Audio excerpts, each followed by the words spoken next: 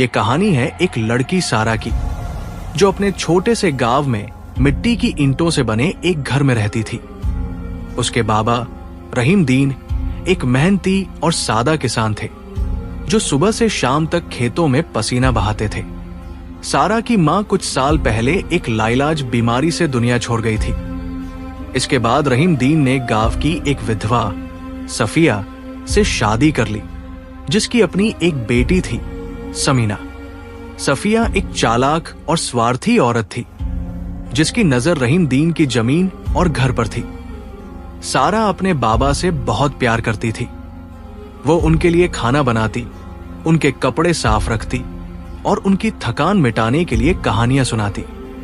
लेकिन सफिया सारा से जलती थी, क्योंकि वो अपनी मां की तरह खूबसूरत थी। लंबे काले बाल, चमकती आंखें और एक मासूम मुस्कान जो सबका दिल जीत लेती थी। सफिया उसे घर का सारा काम करने पर मजबूर करती और कभी कभी भूखा सुला देती। सारा, ये घर अभी तक साफ क्यों नहीं हुआ? और समीना के कपड़े धो दे, वो चिल्लाती। सारा चुपचाप जवाब देती, जी मां जी, अभी करती हूं। जब रहीम दीन घर पर होते तो सफिया उनके सामने मीठी मीठी बातें करती, लेकिन जैसे ही वो खेतों के लिए निकलते, उसका असली चेहरा सामने आ जाता। एक दिन सफिया ने सारा को जंगल में लकड़ियां लाने भेजा। आसमान पर काले बादल छा रहे थे और हवा में अजीब सी सनसनाहट थी। सारा, जंगल जा और लकड़ियां ले आ। अगर खाली हाथ आई तो घर में घुसने नहीं दूंगी, सफिया ने सख्त लहजे में कहा। सारा ने हिचकिचाते हुए कहा, लेकिन मां जी, अंधेरा हो रहा है और जंगल में जंगली जानवर हैं, मुझे डर लगता है। सफिया ने तंज कसते हुए हंसी, डर लगता है तो जंगल में ही रहना सीख ले, अब बकवास बंद कर और जा। सारा की आंखों में आंसू आ गए, लेकिन उसने अपना दुपट्टा सिर पर डाला और जंगल की ओर चल पड़ी। रहीम दीन उस वक्त गांव के बाजार में थे, वरना वो कभी सारा को अकेले न जाने देते। जंगल में कदम रखते ही सारा के दिल में डर की लहर दौड़ गई। पेड़ों की टहनियां हवा से झूम रही थी और दूर से भौंकने की आवाजें आ रही थी। वो रोते हुए आगे बढ़ी कि अचानक उसका पैर एक पत्थर से टकराया और वो गिर पड़ी। सामने एक पुराना कुआं था, जिसके पत्थर टूटे फूटे थे और उससे अजीब सी सरसराहट आ रही थी। सारा ने कुएं में झांका तो उसे एक धुंधली सी आकृति दिखी। ये क्या है? उसने डरते हुए सोचा। अचानक कुएं से धुआं निकला और एक जिन उसके सामने आ खड़ा हुआ। उसकी आंखें लाल थी, लेकिन उसकी आवाज नरम थी। तूने मुझे जगाया, लड़की। मैं एक जिन हूं, जो इस कुएं में सदियों से कैद था। तेरी मदद के बदले मैं तेरी ख्वाहिश पूरी करूंगा। सारा ने कांपते हुए पूछा, आप कौन हैं और मैं आपकी क्या मदद कर सकती हूं? जिन ने कहा, मैं कभी इंसान था, मेरा नाम सलमान था, लेकिन एक लालची जादूगर ने मुझे जिन बनाकर इस कुएं में कैद कर दिया। अगर कोई नेक दिल मेरी सजा तोड़े तो मैं आजाद हो सकता हूं। क्या तू मेरी मदद करेगी? सारा ने कहा, मैं तो खुद मुसीबत में हूं।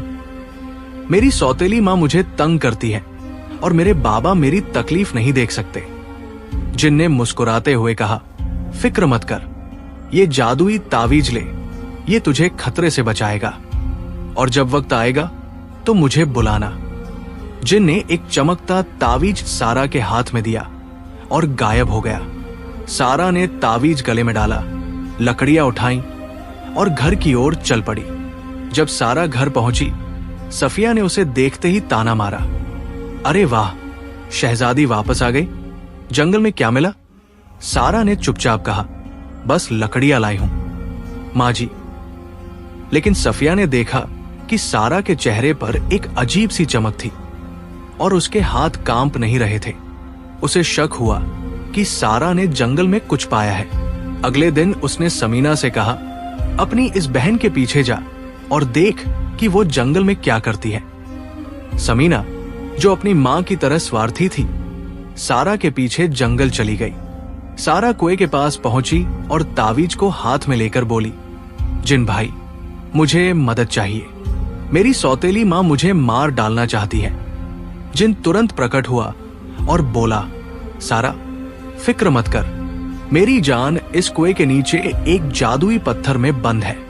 अगर तू उसे निकाल दे तो मैं आजाद हो जाऊंगा और तेरी हर मुश्किल दूर कर दूंगा।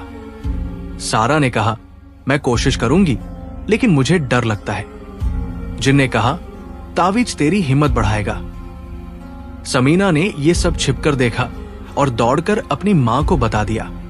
मां, सारा एक जिन से मिलती है, उसके पास जादुई तावीज भी है। सफिया की आंखों में लालच जाग उठा।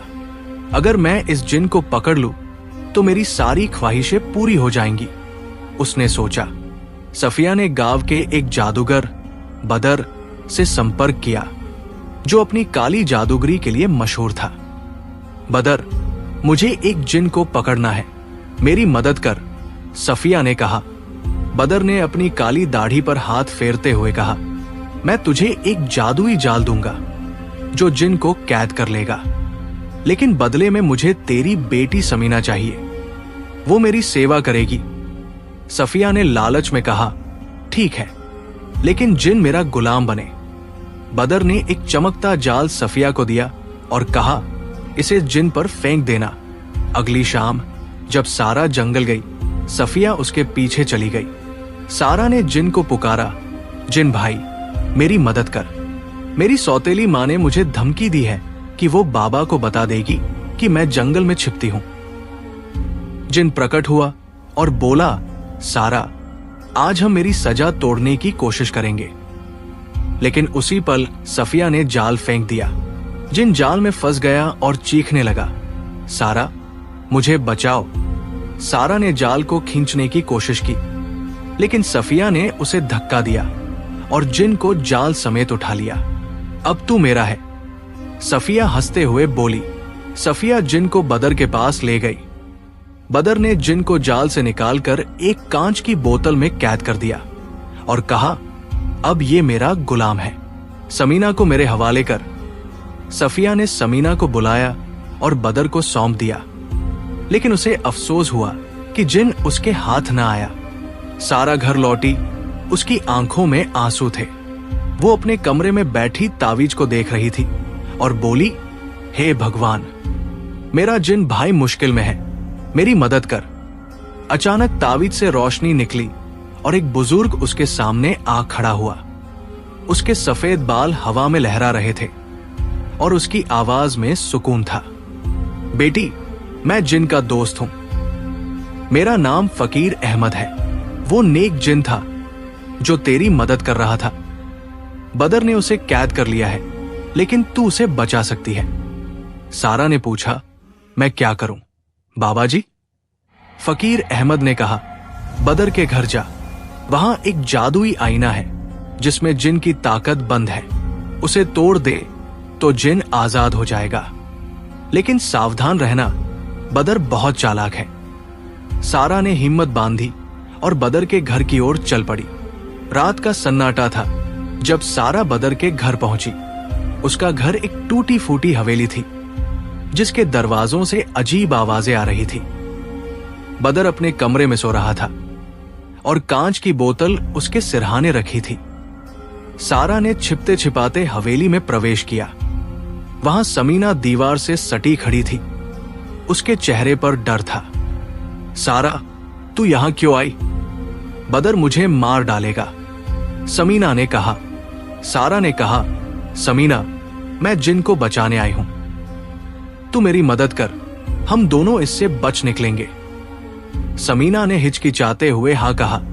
सारा ने आईना ढूंढा जो बदर के कमरे की दीवार पर टंगा था। उसने आईना उठाया और जमीन पर पटक दिया। आईना टूटते ही एक जोरदार धमाका हुआ और जिन बोतल से निकलकर आजाद हो गया। सारा, तूने मुझे बचा लिया, जिन ने खुशी से कहा। बदर जाग गया और चीखा, तुमने मेरी ताकत खत्म कर दी। जिन ने अपनी शक्ति से बदर को एक छोटे से कौए में बदल दिया और कहा, अब तू सारी उम्र कौ-कौ करता रहेगा। जिन ने सारा और समीना को देखा और बोला, तुम दोनों की नेक दिली ने मेरी सजा तोड़ दी। अब मैं इंसान बन सकता हूं। लेकिन पहले तेरी मदद करूंगा, सारा। जिन ने अपनी ताकत से सफिया को घर से बाहर निकाला और उसे एक मुर्गी में बदल दिया। अब तू सारी उम्र अंडे देती रहेगी। जिन ने कहा।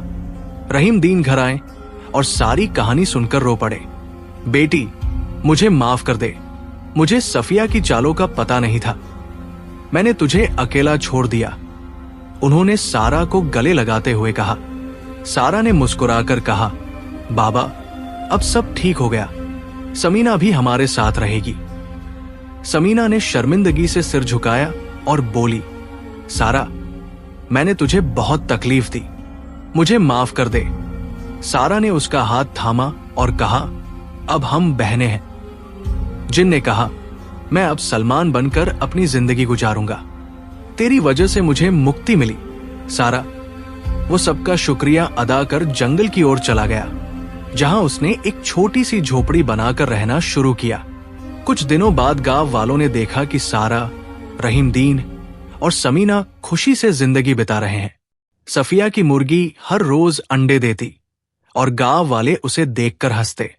सारा ने तावीज को एक छोटे से डिब्बे में रख दिया और सोचा, ये मेरी हिम्मत की निशानी है। एक दिन सलमान गांव लौटा और सारा से बोला, मैंने जंगल में एक खेत बनाया है। अगर तू इजाजत दे तो तेरे बाबा की मदद करना चाहता हूं। रहीम दीन ने खुशी से कहा, बेटा, तू हमारे घर का हिस्सा है। इस तरह सारा और उसके परिवार ने सुकून और प्यार से जिंदगी शुरू की। और जिन की कहानी गांव में एक सबक बन गई कि नेकदिली और हिम्मत से हर मुश्किल दूर हो सकती है।